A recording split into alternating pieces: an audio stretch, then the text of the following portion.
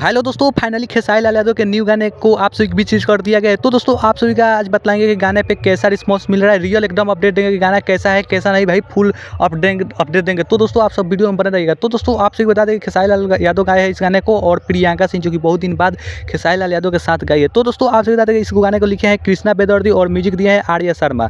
तो दोस्तों आप सभी बता दें कि गाना एकदम बढ़िया है, कोई दिक्कत नहीं। गाना वीडियो क्वालिटी के बारे में वीडियो क्वालिटी भी झकास है। और दोस्तों आप सभी बता दें कि इस गाने पर कितना व्यू जा सकता है।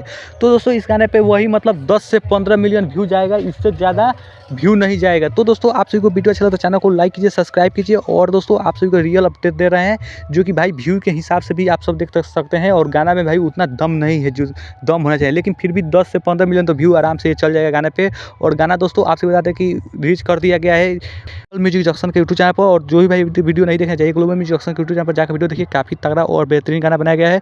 और आप सभी को वीडियो अच्छा लगे तो चैनल को लाइक कीजिए, सब्सक्राइब कीजिए, शेयर कीजिए। और फिर मिलते हैं किसी नेक्स्ट वीडियो में। और गाना एक बार जाकर जरूर सुनिएगा, काफ़ी बेहतरीन गाना बनाया गया है। धन्यवाद।